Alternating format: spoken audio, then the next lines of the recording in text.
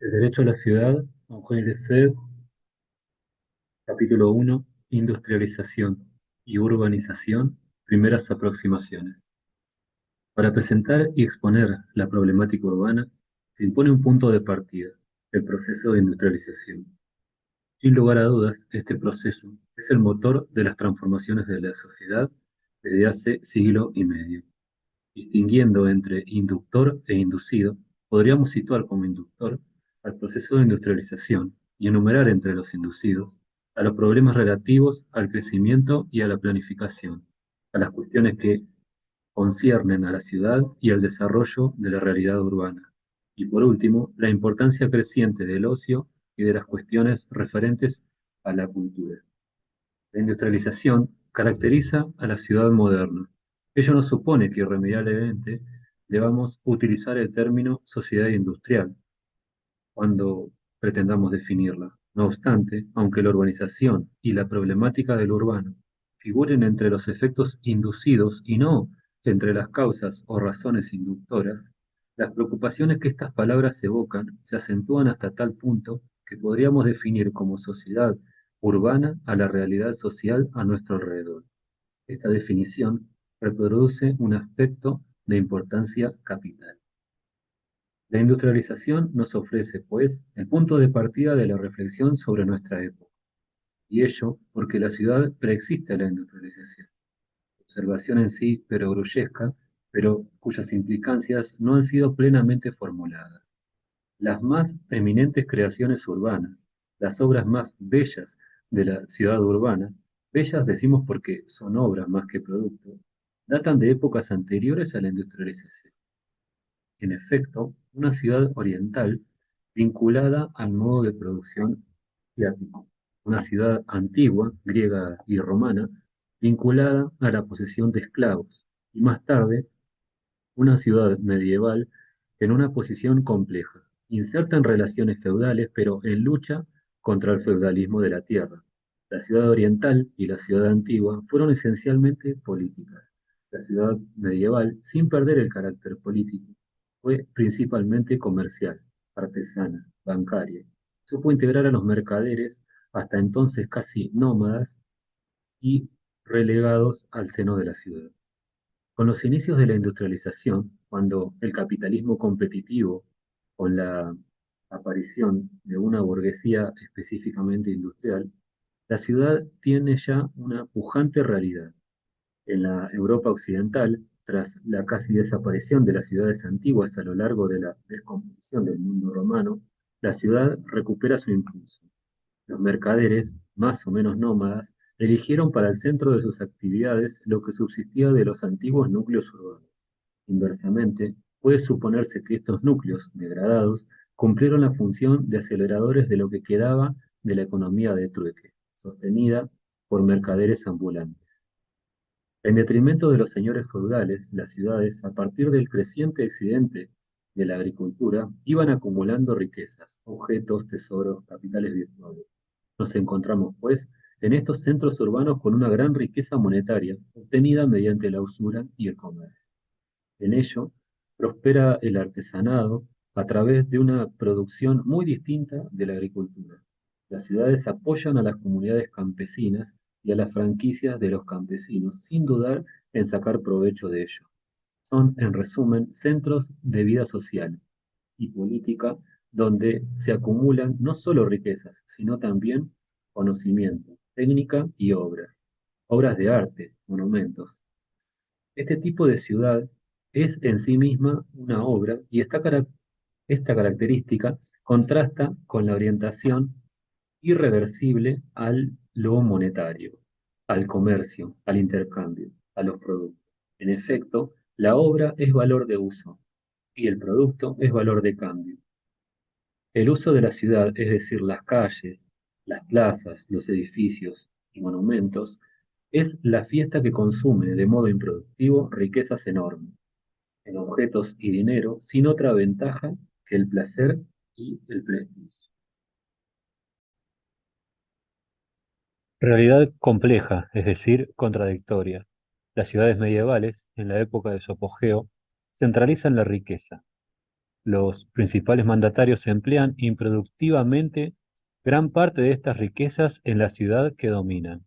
Al mismo tiempo, el capitalismo comercial y bancario ha convertido en móvil la riqueza y ha constituido circuitos de intercambio, redes que permiten la transferencia de dinero.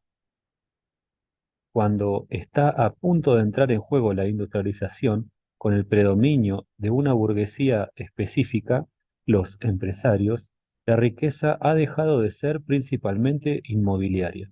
La producción agrícola no es dominante, como no lo es tampoco la propiedad de la tierra. Las tierras escapan a los señores feudales para pasar a manos de capitalistas urbanos enriquecidos por el comercio, la banca, la usura. A consecuencia de esto, la sociedad en su conjunto, que comprende la ciudad, el campo y las instituciones que reglamentan las relaciones entre ambos, tiende a constituirse en una red de ciudades, con cierta división técnica, social y política del trabajo, comunicadas por carreteras, vías fluviales, marítimas, relaciones comerciales y bancarias. Cabe imaginar que la división del trabajo entre las ciudades no sería bastante pujante y consciente como para determinar vínculos estables y poner fin a rivalidades y competencias. No llegó, por tanto, a instaurarse un sistema urbano como tal. Sobre la base mencionada se erigió el Estado, poder centralizado, una ciudad, causa y efecto de esta particular centralidad. La del poder se impone sobre las otras, la capital.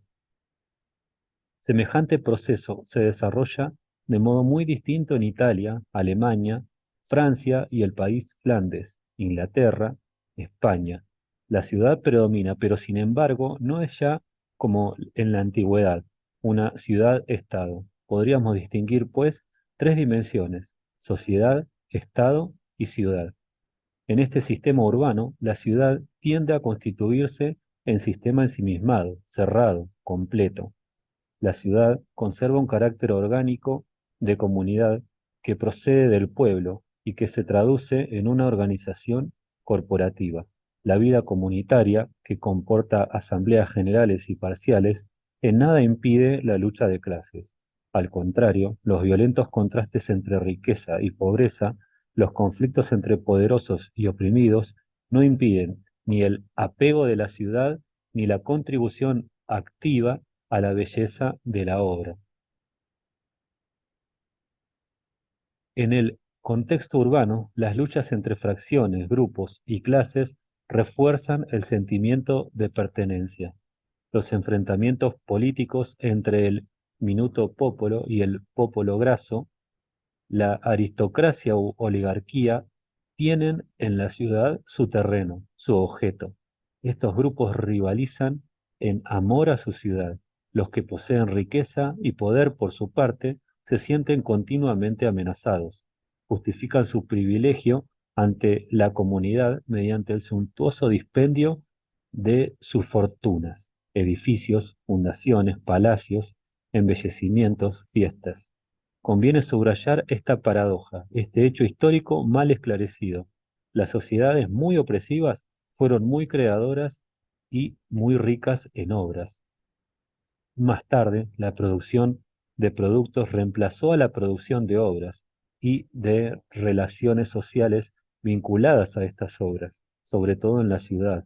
Cuando la explotación reemplaza a la opresión, la capacidad creadora desaparece, la noción misma de creación se paraliza o degenera, reduciéndose al hacer y a la creatividad, al hágalo usted mismo, por ejemplo. Ello aporta argumento para apuntar esta tesis: la ciudad y la realidad urbana son reveladoras de valor de uso. El valor de cambio, la generalización de la mercancía a través de la industrialización, tiende a destruir, subordinándolas a la ciudad y a la realidad urbana, refugios de valor de uso, gérmenes de un predominio virtual y de una revalorización del uso. La acción de estos conflictos específicos se ejerce en el sistema urbano que pretendemos analizar, entre el valor de uso y el valor de cambio, entre la movilización de la riqueza en dinero y la inversión productiva en la ciudad, entre la acumulación de capital y su derroche en fiestas, entre la extensión del territorio dominado y las exigencias de una férrea organización de este territorio que conforma la ciudad dominadora. Esta última se protege contra toda eventualidad mediante una organización corporativa que paraliza las iniciativas del capitalismo bancario y comercial. La organización gremial no reglamenta solamente un oficio. Cada organización gremial entra en un sistema orgánico. En el sistema gremial reglamenta la distribución de licencias y actividades en el espacio urbano, calle y barrios, y en el tiempo urbano, horarios, fiestas. Este conjunto tiende a establecerse como una estructura inmutable. Por ello, la industrialización supone la ruptura del sistema urbano. La industrialización implica la desestructuración de las estructuras establecidas. Los historiadores, desde Marx, han puesto en evidencia el carácter estanco de los gremios. Queda quizá por demostrar la tendencia de todo el sistema urbano a una especie de cristalización y fijación. Allá donde el sistema se consolidó, hubo un retraso del capitalismo y de la industrialización, en Alemania, en Italia. Este retraso estuvo cargado de consecuencias. Hay, pues, una cierta discontinuidad entre la naciente industria y las condiciones históricas. No se trata ni de las mismas cosas ni de los mismos hombres. La extensión prodigiosa de los intercambios, de la economía monetaria, de la producción de mercancías, del mundo de la mercancía que resultaría de la industrialización, implica una radical mutación. El tránsito del capitalismo comercial y bancario, así como el de la producción artesanal a la producción industrial y al capitalismo competitivo, viene acompañado de una crisis gigantesca que ha sido bien estudiada por los historiadores, salvo en lo relativo a la ciudad y al sistema urbano. La industria naciente tiende a asentarse fuera de las ciudades, lo cual no constituye, por lo demás, una ley absoluta. Ninguna ley es completamente general y absoluta. Esta implantación de empresas industriales, en un principio esporádicas y dispersas, dependió de múltiples circunstancias locales, regionales y nacionales. Por ejemplo, la imprenta, al parecer, ha pasado de manera relativamente continua en el marco urbano, de un estadio artesanal a otro empresarial. Lo contrario ocurre con las actividades textiles, minero-extractivas y metalúrgicas. La industria naciente se instala cerca de las fuentes de energía, ríos, bosques, más tarde carbón, de los medios de transporte, ríos, canales, más tarde ferrocarriles, de las materias primas, minerales, y de las reservas de mano de obra, el artesano campesino, los tejedores y herreros proporciona una mano de obra ya cualificada. Estas circunstancias permiten aún en la actualidad en Francia la existencia de numerosos centros textiles, valles normados, valles de los Vosgos, que sobreviven a veces con dificultad. ¿Acaso no resulta notable que una parte de la metalurgia pesada esté establecida en el valle de Mosela, entre dos antiguas ciudades, Nancy y Metz, los únicos verdaderos centros urbanos de esta región industrial? Las ciudades antiguas son al mismo tiempo mercados, fuentes de capital disponible, centros donde se gestionan estos capitales, bancos, residencias de los mandatarios económicos y políticos, reservas de mano de obra, es decir, centros donde puede subsistir ese ejército de reserva del proletariado, como dice Marx, que presiona sobre los salarios y que permite el incremento de la plusvalía.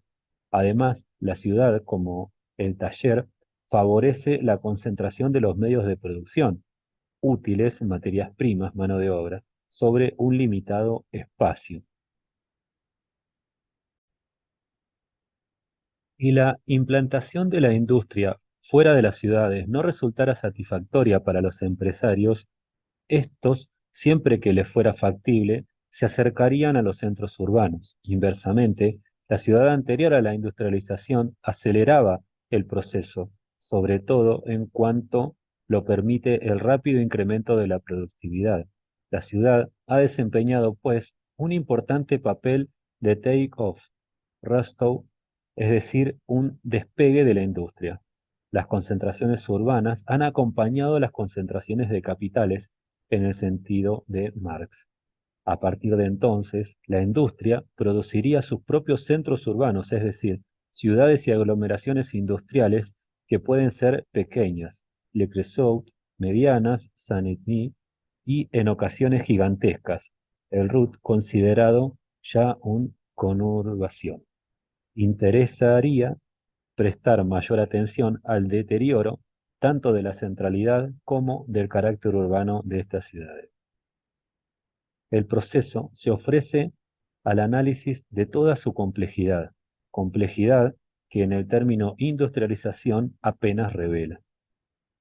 Esta complejidad se manifiesta si dejamos de pensar, por por una parte, desde las categorías de la empresa y por otra, desde las cifras globales de la producción, tantas toneladas de carbón, de acero. Es decir, en cuanto la reflexión distingue al inductor de lo inducido, al observar la importancia de los fenómenos inducidos y su interacción con los inductores. La industria puede prescindir de la ciudad antigua, preindustrial, precapitalista, pero para ello debe conformar aglomeraciones en las que el carácter urbano se deteriora. ¿No es quizás este el caso de Estados Unidos y América del Norte, donde las ciudades, en el sentido que se da esta palabra en Francia y Europa, son poco numerosas, Nueva York, Montreal, San Francisco? Sin embargo, allí donde preexiste una red de antiguas ciudades, la industria la toma al asalto, se apodera de esa red y la remodela de acuerdo a sus necesidades. Asimismo, ataca a la ciudad, a cada ciudad, la combate, la toma, la arrasa, adueñándose de los antiguos núcleos, tiende a romperla. Ello no impide la extensión del fenómeno urbano, ciudades y aglomeraciones, núcleos obreros, barrios suburbanos, con el apéndice de chabolas allá donde la industrialización no alcanza a ocupar y fijar la mano de obra disponible. Nos encontramos así ante un doble proceso, o si se prefiere, ante un proceso con dos dimensiones: industrialización y urbanización, crecimiento y desarrollo, producción económica y vida social. Las dos dimensiones de este proceso son inseparables y conforman una unidad, pero sin embargo, el proceso no deja de ser conflictivo. Históricamente, entre la realidad urbana y la realidad industrial hay un violento choque. El proceso adquiere, por su parte, una complejidad difícil de captar, ya que la industrialización no solo produce empresas, obreros y jefes de empresa, sino también oficinas diversas, centros bancarios y financieros, técnicos y políticos. Este proceso dialéctico dista de resultar evidente y, paralelamente, dista de haber concluido. Todavía hoy provoca situaciones problemáticas. Aquí nos contentamos con citar algunos ejemplos. En Venecia, la población activa abandona la ciudad y se traslada sobre el continente a la aglomeración industrial, Mestre, doblándola en tamaño. Esta ciudad, entre ciudades, una de las más hermosas que la época preindustrial nos ha legado, está amenazada por tanto por el deterioro material debido al mar o el hundimiento del terreno, cuanto por el éxodo de sus habitantes. En Atenas, la industrialización relativamente considerable ha atraído a la capital a los habitantes de ciudades pequeñas, a los campesinos. La Atenas moderna no tiene nada en común con la ciudad antigua, arrollada y absorbida, desmesuradamente extendida. Los monumentos y lugares, ágora, acrópolis, que permiten reencontrar la ciudad antigua, solo representan ya un lugar de peregrinación estética y consumo turístico, y sin embargo el núcleo organizativo de la ciudad continúa siendo muy poderoso. Su periferia de nuevos barrios, semichabolas y poblados de personas desarraigadas le confiere un poder exorbitante.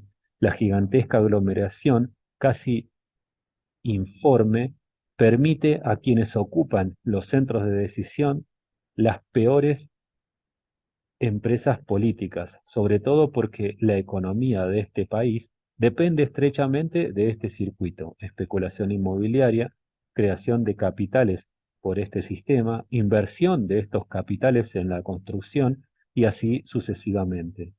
En este circuito frágil, que en cualquier instante puede romperse y que define un tipo de urbanización sin industrialización o con débil industrialización, pero con una rápida extensión de la aglomeración y la especulación sobre los terrenos y los inmuebles. El circuito mantiene así una prosperidad ficticia. En Francia podríamos citar numerosas ciudades que recientemente han sido absorbidas por la industrialización: Grenoble, Dunkerque, etc. En otros ejemplos se da una masiva extensión de la ciudad y la urbanización, en el sentido amplio del término, combinada con una escasa industrialización.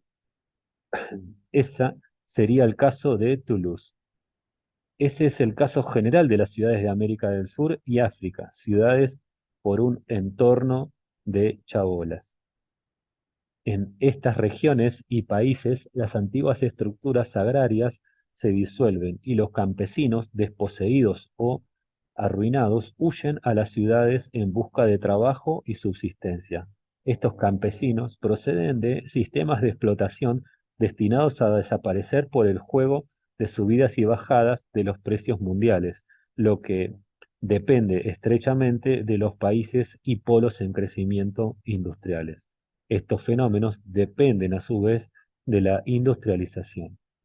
En la actualidad vemos que se agudiza el proceso inducido que cabría denominar implosión-explosión de la ciudad. El fenómeno urbano cubre una gran parte del territorio de los grandes países industriales. Atraviesa sin dificultad las fronteras nacionales. La megalópolis de Europa del Norte se extiende desde Ruhr hasta el mar e incluso hasta las ciudades inglesas y desde la región parisina a los países escandinavos. Este territorio se inserta en un tejido urbano cada vez más tupido, aunque no faltan diferencias locales ni un considerable grado de división técnica y social del trabajo en las regiones, aglomeraciones y ciudades. Al mismo tiempo, dentro de esta red, e incluso fuera, las concertaciones urbanas se hacen gigantescas. La población aumenta exponencialmente, alcanzando densidades inquietantes por unidad de superficie o de vivienda. Al mismo tiempo, también muchos núcleos urbanos antiguos se deterioran, estallan.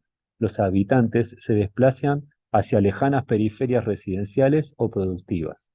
En los centros urbanos, las oficinas reemplazan a las viviendas. A veces, en Estados Unidos, estos centros son abandonados a los pobres y pasan a convertirse en guetos para los desafortunados. Por el contrario, las personas mejor situadas socialmente conservan sus propiedades en el corazón de la ciudad, alrededor del Central Park en Nueva York, en el Marais en París. Examinaremos ahora el tejido urbano. Esta metáfora no es lo bastante clara.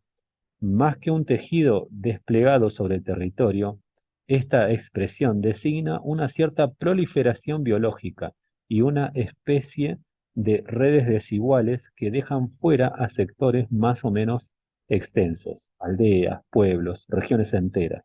Si estudiamos este fenómeno a partir de la perspectiva del campo y de las antiguas estructuras agrarias, podemos analizar un movimiento general de concentración de la población en los burgos y en las pequeñas grandes ciudades, de la propiedad y de la explotación, de la organización de transportes e intercambios comerciales. Ello aboca a un tiempo al despoblamiento y a la pérdida de lo característicamente campesino de los pueblos, que continúan siendo rurales, perdiendo lo que constituyó la antigua vida campesina. el artesanado, el pequeño comercio local. Los antiguos modos de vida se pierden en el folclore. Si analizamos el fenómeno a partir de las ciudades, se observa la expansión no solo de periferias densamente pobladas, sino de redes bancarias, comerciales e industriales, y otros lugares de vivienda, residencias secundarias, espacios y lugares de ocio, etc. El tejido urbano puede distinguirse utilizando el concepto de ecosistema, unidad coherente constituida alrededor de una o varias ciudades, o antiguas o recientes. Pero esta descripción corre el riesgo de dejar a un lado lo esencial. En efecto, el interés del tejido urbano no se limita a su morfología, es el armazón de una manera de vivir más o menos intensa o degradada, la sociedad urbana. Sobre la base económica del tejido urbano, aparecen fenómenos de otro orden, de otro nivel, el de la vida social y cultural. La sociedad y la vida urbana, inscritas en el tejido urbano, penetran en el campo. Semejante manera de vivir se vincula a determinados sistemas de fines y sistemas de valores. Los elementos más conocidos del sistema urbano de fines son el agua, la electricidad, el gas butano en el campo, acompañados del coche, la televisión, los utensilios de plástico, el mobiliario moderno. Todo ello implica nuevas exigencias en relación a los servicios. Entre los elementos del sistema de valores citaremos el ocio a la manera urbana, bailes, canciones, las costumbres, la adopción rápida de las modas, pero también las preocupaciones por la seguridad, las exigencias de previsión relativas al porvenir. En resumen, hablamos de una determinada racionalidad que rige la ciudad. Generalmente, la juventud, como grupo de edad, contribuye activamente a esta rápida asimilación de cosas y representaciones venidas de la ciudad, trivialidades sociológicas, si se quiere, pero que conviene recordar para mostrar sus implicaciones. Entre las redes del tejido urbano persisten islotes e islas de ruralidad pura, territorios a menudo pobres, no siempre, habitados por campesinos de edad avanzada, mal adaptados, despojados de todo lo que constituyó la nobleza de la vida campesina en las épocas de la más grande miseria y opresión. La relación urbanidad-ruralidad no desaparece, sino que, por el contrario, se intensifica. Ello ocurre incluso en los países más industrializados. Esta relación interfiere en otras representaciones y relaciones reales, ciudad y campo, naturaleza y contingencia, etc. Aquí y allá las tensiones se convierten en conflicto y los conflictos latentes se agudizan. Aparece entonces a plena luz lo que ocultaba bajo el tejido urbano. Por otra parte, los núcleos urbanos, bien sea roídos por el tejido invasor o bien integrados en su trama, no desaparecen, sino que resisten transformándose. Continúan siendo centros de intensa vida urbana, en París, el barrio latino. Las cualidades estéticas de estos núcleos antiguos desempeñan un importante papel en su mantenimiento. No solamente contienen monumentos, sedes de instituciones, sino también espacios adecuados para fiestas, desfiles, paseos, esparcimiento. El núcleo urbano pasa a ser así producto de consumo de alta calidad para los extranjeros, turistas, gentes venidas de la periferia y residentes de los suburbios. Sobrevive gracias a esta doble función, lugar de consumo y consumo del lugar. De este modo, los antiguos centros se incorporan a las dinámicas de intercambio y del valor de cambio, sin perder valor de uso en espacios reservados a actividades específicas. Pasan a ser centros de consumo.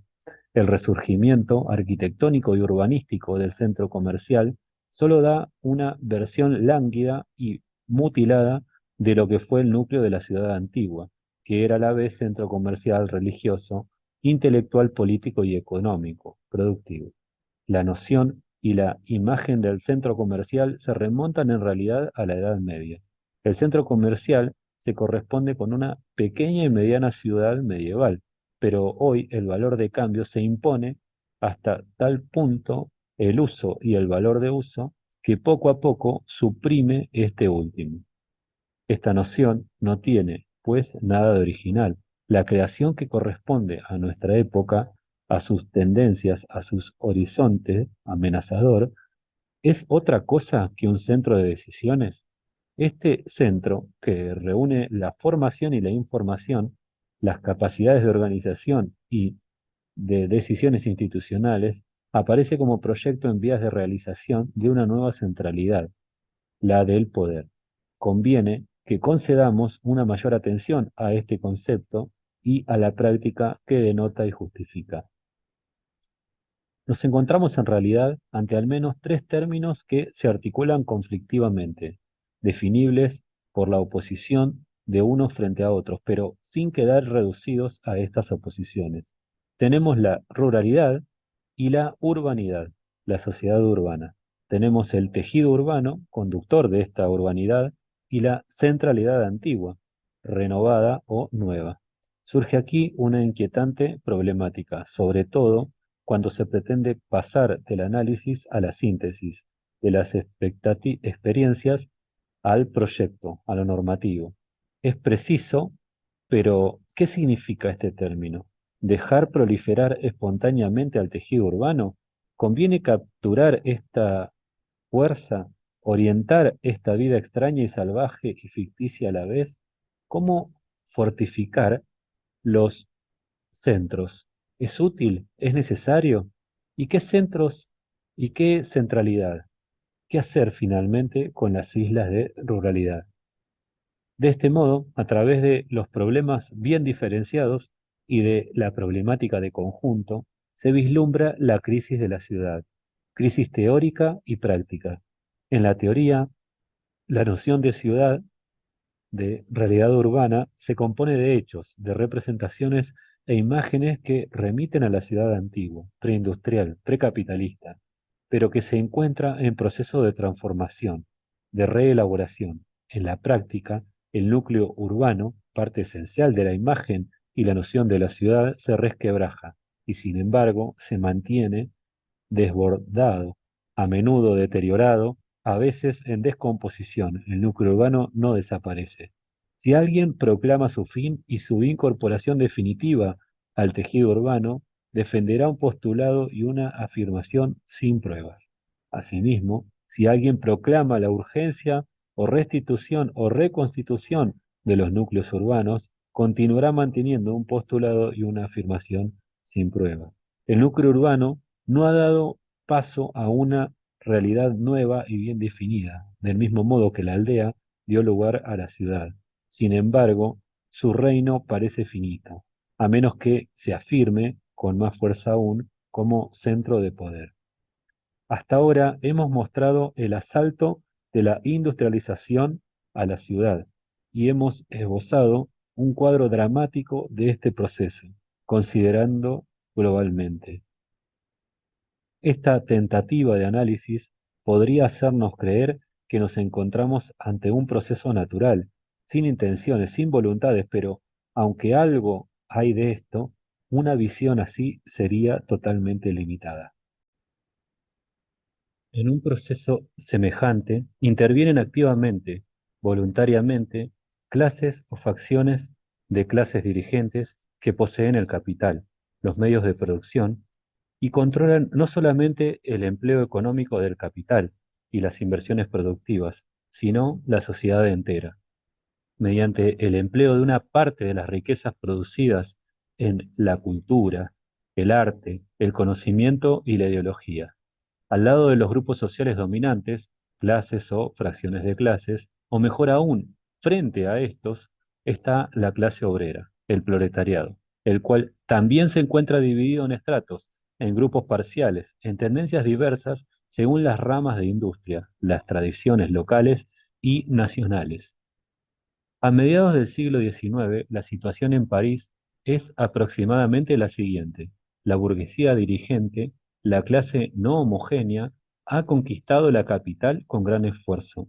Testimonio de ello sigue siendo hoy en día el Marais, barrio aristocrático antes de la revolución, pese a la tendencia de la capital y de la gente rica a derivar hacia el oeste, barrio de jardines, residencias particulares. El tercer estado, en algunas decenas de años, durante el periodo valsaquiano, se apodera del barrio. Un cierto número de magníficas residencias desaparecen, otras son ocupadas por talleres, tiendas, los parques y jardines son reemplazados por edificios de vivienda, comercios, almacenes y empresas. La fealdad burguesa, la avidez por obtener ventajas visibles y legibles en las calles, sustituyen poco tiempo después a la belleza y el lujo aristocrático. Sobre los muros de Marais pueden leerse la lucha de clases y el odio entre clases, la mezquindad victoriosa. Sería imposible hacer perceptible esta paradoja de la historia, que en parte escapa a Marx. La burguesía progresista, protagonista del crecimiento económico, dotada de instrumentos ideológicos aptos para este crecimiento racional, que le va a permitir avanzar hacia la democracia y reemplazar la opresión por la explotación, no puede ser considerada ya como una clase creadora. Ahora reemplaza la obra por el producto. Quienes conservan el sentido de la obra, como novelistas y pintores, se consideran y sienten no burgueses. En lo que respecta a los opresores, a los amos de las sociedades anteriores a la democracia burguesa, príncipes, reyes, señores y emperadores, ellos sí tuvieron el sentido de gusto por la obra, en particular en el campo arquitectónico y urbanístico. La obra responde más al valor de uso que al valor de cambio. Después de 1848, la burguesía francesa, sólidamente asentada en la ciudad de París, posee allí sus recursos para actuar, los bancos estatales y no solamente propiedades residenciales. Ahora bien, la burguesía se siente amenazada por la clase obrera. Los campesinos acuden, se instalan alrededor de las barreras de las puertas de la ciudad, en la periferia más inmediata. Antiguos obreros en oficios artesanos y nuevos proletarios penetran hasta el corazón de la ciudad. Habitan en alojamientos mínimos, pero también en edificios de vivienda. Los pisos inferiores son ocupados por gente de posición holgada y los superiores por obreros. En este desorden, los obreros recién llegados amenazan a aquellos residentes ya instalados. Esta amenaza se evidenció en las jornadas de junio de 1848 y será confirmada posteriormente por la Comuna. Se elabora así una estrategia de clase que apunta a la remodelación de la ciudad, prescindiendo de su realidad, de su vida propia. La vida de París adquiere su mayor intensidad entre 1848 y Haussmann, no la vida parisina, sino la vida urbana de la capital. Entonces, cuando la ciudad entra en la literatura, en la poesía, con una pujanza y dimensiones gigantescas. Si bien luego eso terminará, en todo caso, la vida urbana supone encuentros, confrontación de diferencias, conocimiento y reconocimientos recíprocos, incluidos en el enfrentamiento ideológico y político, maneras de vivir, modelos que coexisten en la ciudad. A lo largo del siglo XIX, la democracia de origen campesino, cuya ideología animó a los revolucionarios, hubiera podido transformarse en democracia urbana.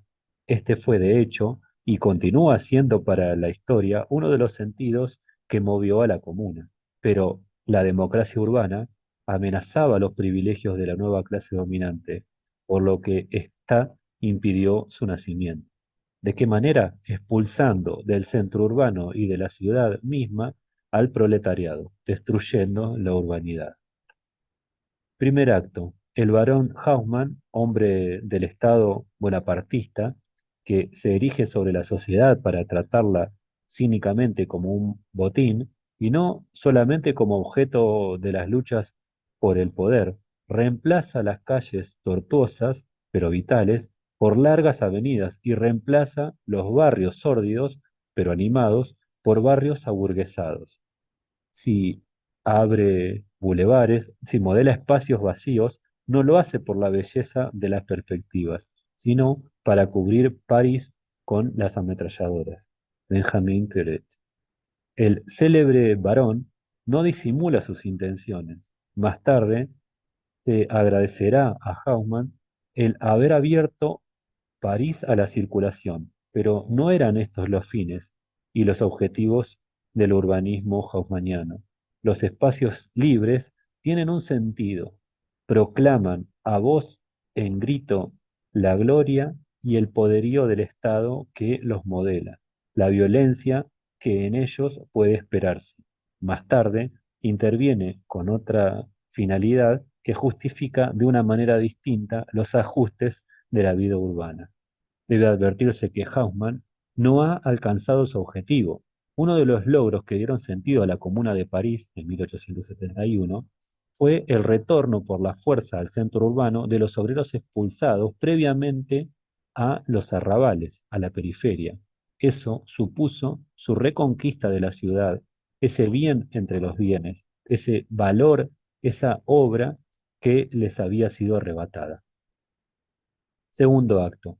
El objetivo estratégico sería alcanzado por una maniobra mucho más extensa y con resultados aún más importantes. En la segunda mitad del siglo encontramos personas influyentes, es decir, ricos o poderosos, o ambos a un tiempo, unas veces ideólogos como Le Play, de concepciones muy marcadas por la religión católica o protestante, otras veces hábiles hombres políticos pertenecientes al centro derecha, que no constituyen, por lo demás, un grupo único y coherente. Nos referimos, en resumen, a notables que descubren una nueva noción, el hábitat. Su éxito, es decir, su realización sobre el terreno, se produciría en el contexto de la Tercera República. Hasta entonces, habitar era participar en una vida social, en una comunidad, pueblo o ciudad. La vida urbana manifestaba esta cualidad, entre otras, este atributo. Permitía y favorecía habitar a los ciudadanos. De este modo, los mortales habitan mientras salvan la tierra, mientras esperan a los dioses, mientras conducen a su propio ser en la preservación y el consumo. Así habló del hecho del habitar poéticamente el filósofo Heidegger. Las mismas cosas, fuera de la filosofía y de la poesía, han sido dichas sociológicamente en el lenguaje de la prosa del mundo. A fines del siglo XIX, los notables aíslan una función urbana concreta, la separan del conjunto extremadamente complejo que la ciudad era y continúa siendo para proyectarla sobre el terreno, sin por ello restar relevancia a la sociedad, y le facilitan una ideología, una práctica, dotándola de un modo de significado. Es cierto que los suburbios han sido creados bajo la presión de las circunstancias para responder al ciego impulso, aunque motivado y orientado, de la industrialización y con él a la llegada masiva a los centros urbanos de campesinos provenientes del éxodo rural. Este proceso ha sido, en buena medida, orientado por una estrategia de clase típica, pero ¿significa esto una sucesión de actos concertados, planificados con un solo objetivo? No.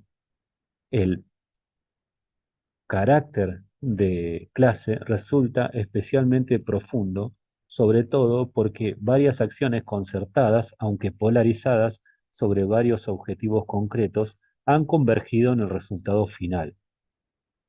Por descontado, no todos estos notables se proponían abrir una vía a la especulación.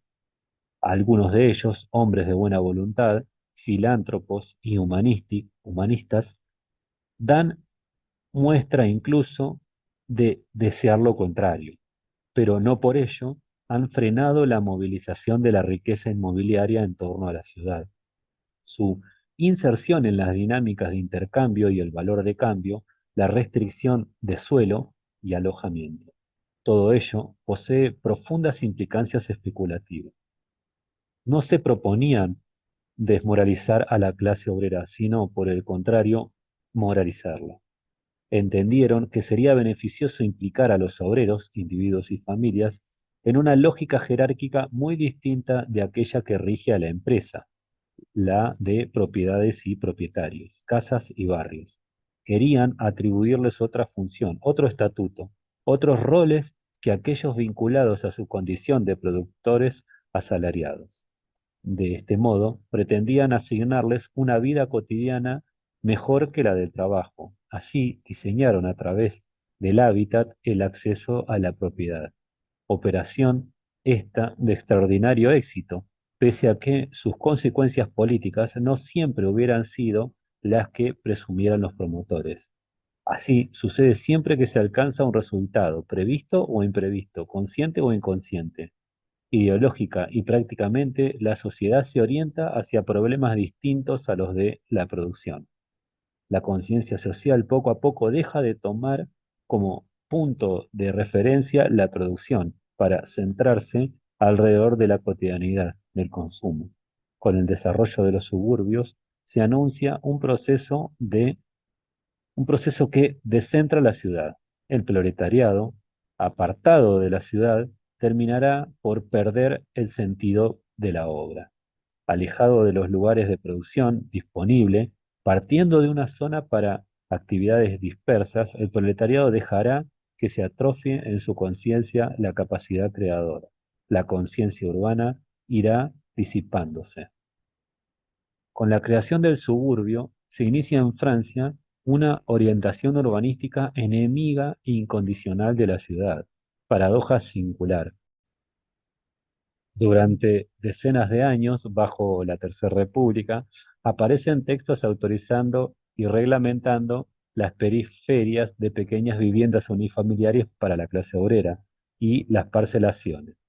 Alrededor de la ciudad se instala una periferia desurbanizada y, sin embargo, dependiente de la ciudad. En efecto, los residentes de las periferias, los habitantes de las pequeñas viviendas unifamiliares, no dejan de ser urbanos incluso si han perdido la conciencia de serlo y se creen vinculados antes a la naturaleza, al sol y a la vegetación. Para subrayar la paradoja, podría hablarse de urbanización desurbanizante y desurbanizada. Precisamente, debido a sus excesos, esta expansión suburbana acabará frenándose en sí misma. El movimiento, por ella desencadenado, arrastra a la burguesía y a los estratos acomodados que se instalan en suburbios residenciales. El centro de la ciudad se vacía en favor de la proliferación de oficinas. El conjunto de bloques de vivienda social avanza entonces a lo inextricable, pero el proceso aún no ha terminado. Tercer acto. Después de la última guerra, todos advierten que la situación se modifica en función de la pregunta y las precisiones generadas por las circunstancias. Crecimiento demográfico, empuje de la industrialización, llegada de gentes de provincias a París. La crisis de alojamiento, confesada y reconocida, evoluciona hacia la catástrofe, con el riesgo de agravar una situación política todavía inestable. Las emergencias desbordan las iniciativas del capitalismo y de la empresa privada, que, por lo demás, no se interesan por la construcción, la cual consideran escasamente rentable. El Estado no puede contentarse con reglamentar las parcelaciones y la construcción de las pequeñas viviendas unifamiliares y con combatir mal la especulación inmobiliaria. A través de organismos interpuestos, asume él mismo la construcción de alojamientos. Se inicia así el periodo de los nuevos conjuntos y de las nuevas ciudades. Podría decirse que la función pública Asume que hasta entonces se desarrollaba desde la economía de mercado, sin duda, pero no por ello el alojamiento se convierte en un servicio público. El derecho al alojamiento aflora, por así decir, desde la conciencia social.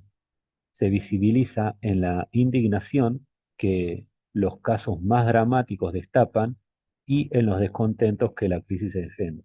Sin embargo, no hay reconocimiento formal y práctico. Por el contrario, este reconocimiento se produce como un mero apéndice de los derechos del hombre. Este tipo de construcción que el Estado ha asumido no transforma las orientaciones marcadas desde la economía del mercado. Como Engels anticipara, la cuestión del alojamiento, incluso agravada políticamente, solo ha desempeñado un papel secundario. Los grupos y partidos de izquierda se han limitado a reclamar más alojamientos. Por su parte, las iniciativas de los organismos públicos y semipúblicos no han sido guiadas por una concepción urbanística, sino simplemente por el propósito de proporcionar el mayor número posible de alojamientos lo más rápidamente posible y al menor coste. Los nuevos conjuntos estarán marcados por su carácter funcional y abstracto. Hasta ese punto ha llevado la burocracia de Estado a su forma pura el concepto de hábitat. Esta noción, la del hábitat, continuaba siendo incierta. Los núcleos de pequeñas viviendas unifamiliares permitían variantes e interpretaciones particulares del hábitat, una especie de plasticidad que daba pie a modificaciones y apropiaciones.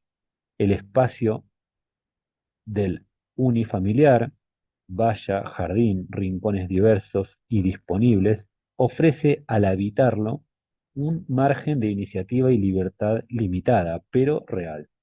En este sentido, la racionalidad estatal va hasta el extremo. Por su parte, en los nuevos conjuntos, el hábitat se instaura en estado puro, como una suma de exigencias.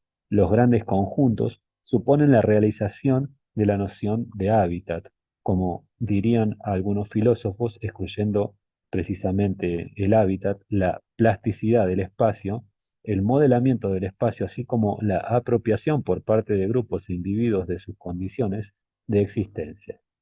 De este modo, la cotidianidad debe cumplir con una serie de funciones, de prescripciones y de un empleo del tiempo rígido que se inscribe y se significa en ese hábitat. El hábitat de los núcleos de vivienda unifamiliares ha proliferado alrededor de París en los municipios suburbanos, extendiendo de manera desordenada el dominio edificado. Una sola ley rige este crecimiento urbano, y no urbano a la vez, la especulación del suelo. Los intersticios dejados por este crecimiento, sin vacíos, han sido ocupados por los grandes conjuntos. A la especulación del suelo mal combatida se añadió la especulación de los pisos cuando estos eran objetos de copropiedad. De este modo, una vez desaparecidas las restricciones, se aseguraba la entrada del alojamiento en la lógica del valor de cambio y de la riqueza mobiliaria y del suelo urbano. Si se define realidad urbana por la dependencia respecto al centro, los núcleos periféricos son urbanos. Si se define el orden urbano por una relación perceptible, legible entre centralidad y periferia, los núcleos periféricos están desurbanizados. Y se puede afirmar que la concepción urbanística de los grandes conjuntos se ha encarnado literalmente en la ciudad y en lo urbano con fin de extirparlo. Toda la realidad urbana perceptible, legible, ha desaparecido: calles, plazas, monumentos, espacios significativos. Hasta el café ha suscitado el resentimiento de los residentes de los grandes conjuntos y su gusto por el ascetismo, reduciendo el habitar al hábitat. Paradójicamente, ha sido necesario llegar hasta el final de la destrucción de la realidad urbana sensible para ver emerger la exigencia de una restitución. Ha sido entonces cuando, tímida y lentamente, hemos visto reaparecer el café, el centro comercial, las calles, los equipamientos llamados culturales. En resumen, algunos elementos de la realidad urbana. De este modo, el orden urbano se descompone en dos tiempos, el de las viviendas unifamiliares y de los grandes conjuntos. Pero no hay sociedad sin orden, significado, perceptibilidad y legibilidad sobre el terreno. El desorden suburbano insinúa otro orden, una oposición entre estos dos, pequeños unifamiliares y grandes conjuntos, que salta a la vista. Esta oposición tiende a construir un sistema de significaciones urbano, incluso en el marco de la desurbanización. Cada sector se define en y a través de la conciencia de los habitantes por su relación con el otro, por su oposición al otro. Los habitantes apenas tienen conciencia de un orden interno en su sector, pero los residentes de los grandes conjuntos se consideran y perciben como completamente ajenos al ámbito de las viviendas unifamiliares, y viceversa. En el marco de esta oposición, las gentes de los grandes conjuntos se instalan en la lógica del hábitat y la gente de las viviendas unifamiliares en el imaginario del hábitat. Los unos guardan la organización racional, en apariencia del espacio; los otros, la presencia del sueño, de la naturaleza, de la salud, al margen de la vida malsana y desagradable. Pero la lógica del habitar solo se percibe a través de su relación con el imaginario y el imaginario a través de la relación con la lógica. Las personas se representan a sí mismas a través de aquello que carecen o creen carecer. En esta relación, el imaginario ocupa una posición de fuerza y sobredetermina la lógica. Para los residentes de ambos sectores, el hecho de habitar se percibe tomando como referencia las viviendas unifamiliares. Y es que las gentes de estos pequeños unifamiliares añoran una lógica del espacio, mientras que la gente de los grandes conjuntos lamenta la ausencia de alegría existente en los unifamiliares. De ahí los sorprendentes resultados que arrojan las encuestas. Más del 80% de los franceses aspira a una vivienda unifamiliar y una considerable mayoría declara satisfecha en los grandes conjuntos. Unos resultados que, en cualquier caso, aquí no interesan. Conviene tan solo subrayar que la conciencia de la ciudad y la realidad urbana se atrofia tanto en unos como en otros casos hasta su desaparición. La destrucción práctica y teórica, ideológica, de la ciudad no puede, por lo demás, evitar dejar un enorme vacío. Ello sin contar con los problemas administrativos y otros de cada vez más difícil solución. Para el análisis crítico, el vacío importa menos que la situación conflictiva que caracteriza el fin de la ciudad y la extensión de la sociedad urbana, mutilada, deteriorada, pero real.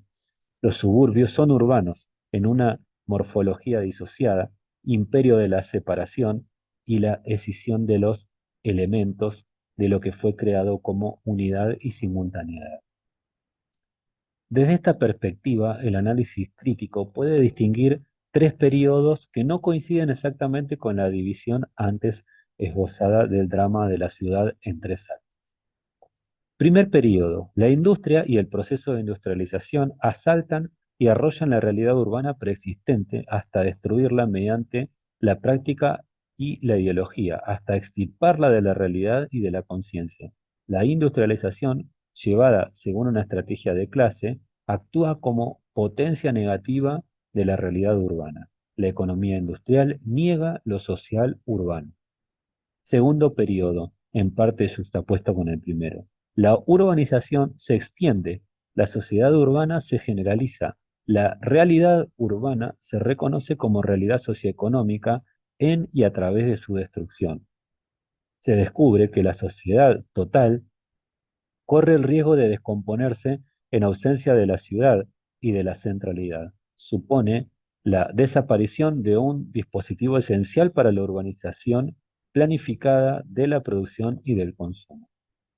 Tercer período: se reencuentra o se reinventa no sin que la práctica y el pensamiento sufran su destrucción, la realidad urbana. Se intenta restituir la centralidad.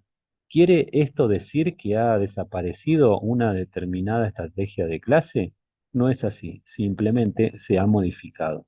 A las antiguas centralidades, a la descomposición de los centros, sustituye ahora el centro de decisión. De este modo, nace o renace la reflexión urbanística sucesora de un urbanismo sin reflexión. Los amos, antaño reyes y príncipes, no tuvieron necesidad de una teoría urbanística para embellecer sus calles. Bastaba con la presión que el pueblo ejercía sobre ellos y también con la presencia de una civilización y un estilo para que las riquezas procedentes del trabajo de este pueblo se invirtieran en obras. El periodo burgués pondría fin a esta tradición milenaria. Al mismo tiempo, este periodo aporta una racionalidad nueva, diferente de la racionalidad elaborada por los filósofos desde Grecia. La razón filosófica proponía definiciones discutibles pero sustentadas en razonamientos bien elaborados del hombre, del mundo, de la historia y de la sociedad. Su generalización democrática dio lugar acto seguido a un racionalismo de opiniones y actitudes. Cada ciudadano tenía o se presumía que tenía una opinión razonada sobre cada hecho y cada problema que le concernían. Esta escasez rechazaba lo irracional. Así, una razón superior debería surgir de la confrontación de ideas y opiniones. Una sabiduría general fomentaba una voluntad general. Inútil insistir en las dificultades de este racionalismo clásico, ligadas a las dificultades políticas de la democracia y a las dificultades prácticas del humanismo. Durante el siglo XIX, sobre todo durante el XX, la racionalidad adquiere su forma, organiza y opera sobre los diversos niveles de la realidad social. Tiene su origen la racionalidad en la empresa y en la gestión de unidades de producción, nace en el seno del Estado y la planificación. Lo importante es que constituye una razón analítica llevada a sus últimas consecuencias. Parte de un análisis metódico de los elementos, lo más sutil posible, de una operación productora, de una organización económica y social, de una estructura o una función. A continuación, subordina estos elementos a una finalidad. ¿De dónde procede esta finalidad? ¿Quién la formula? ¿Quién la estipula? ¿Cómo y por qué? Este es el fallo y la perdición de este racionalismo operativo.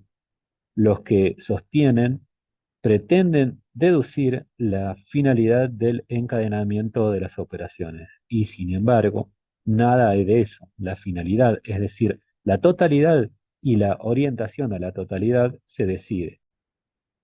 Decir que proviene de las mismas operaciones supone encerrarse en un círculo vicioso. La división analítica aparece entonces como su propio objetivo, su propio sentido. La finalidad es objeto de decisión. Es una estrategia justificada, más o menos, por una ideología. El racionalismo que pretende deducir de sus propios análisis el objetivo que estos análisis persiguen es a su vez una ideología. La noción de sistema oculta la de estrategia. Ante el análisis crítico, el sistema se revela estrategia, se desvela como una decisión, finalidad decidida. Anteriormente, ya hemos mostrado cómo la estrategia de clase ha orientado el análisis y la división de la realidad urbana, su destrucción y su restitución, proyecciones sobre el terreno de la sociedad en el que tales decisiones estratégicas se han tomado. Sin embargo, desde el punto de vista del racionalismo mecanicista, el resultado sobre el terreno de los procesos examinados solo representa un caos.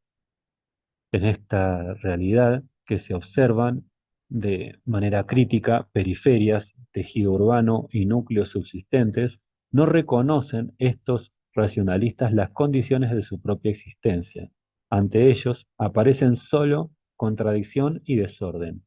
Tan solo la razón dialéctica, en efecto, puede dominar por el pensamiento reflexivo, por la práctica, los procesos múltiples y, paradójicamente, contradictorios. ¿Cómo poner orden a esta confusión caótica? Es de este modo como el racionalismo de la organización plantea su problema. Este desorden no es normal. ¿Cómo instituirlo bajo el marchamo de la norma y la normalidad? Inconcebible. Es un desorden, es malsano. El médico de la sociedad moderna ve en sí al médico del espacio social enfermo. ¿Con qué finalidad? ¿Qué solución? La coherencia. El racionalismo instaurará o restaurará la coherencia en una realidad caótica a la que observa, ofreciendo asimismo sus servicios para regular su acción. Este racionalismo corre el riesgo de no advertir que la coherencia es una forma y por lo tanto un medio más que un fin, y que terminará por sistematizar la lógica del hábitat, subyacente al desorden e incoherencia aparentes, y que va a tomar como punto de partida de sus actuaciones coherentes hacia la coherencia de lo real. De hecho, no hay una línea única o unitaria en la reflexión urbana, sino varias tendencias vinculadas de distinto modo al racionalismo operacional. Unas se posicionan en contra del racionalismo y otras a favor, llevándolo a sus formulaciones extremas. Ello va a influir en quienes se ocupan del urbanismo.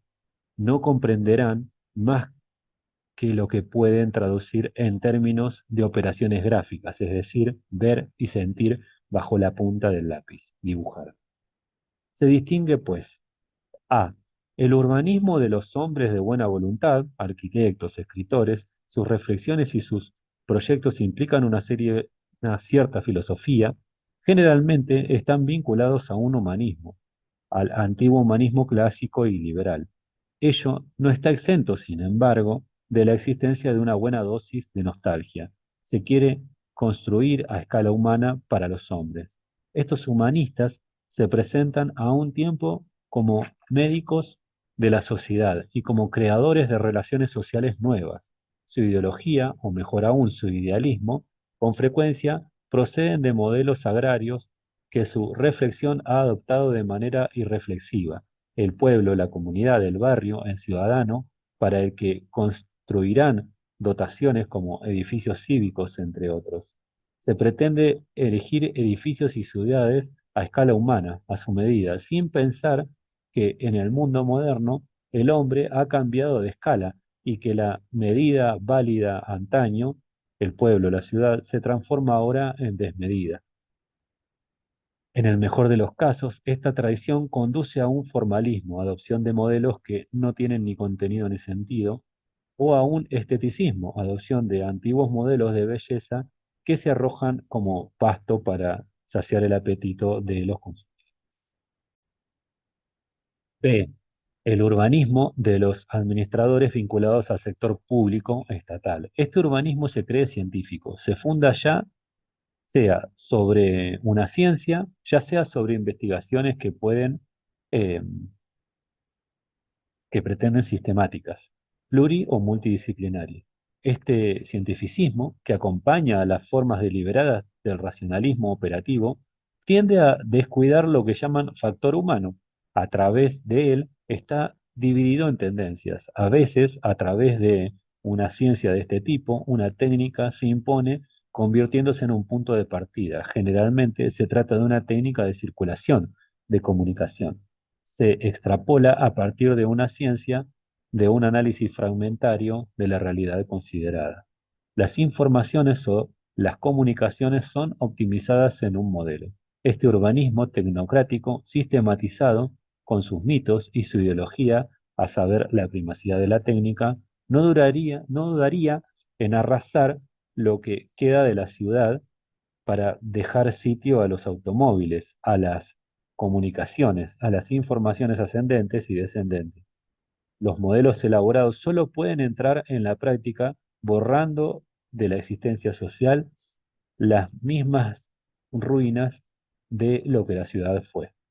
A veces, por el contrario, las informaciones y conocimientos analíticos procedentes de diferentes ciencias son orientados hacia una finalidad estética, pero se concibe menos una vida urbana a partir de informaciones sobre la sociedad que una centralidad urbana que disponga de informaciones facilitadas por las ciencias de la sociedad.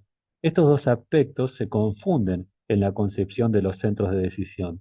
Visión global está en la que el urbanismo, ya unitario a su manera, aparece vinculado a una filosofía, a una concepción de la sociedad, a una estrategia política, es decir, a un sistema global y total.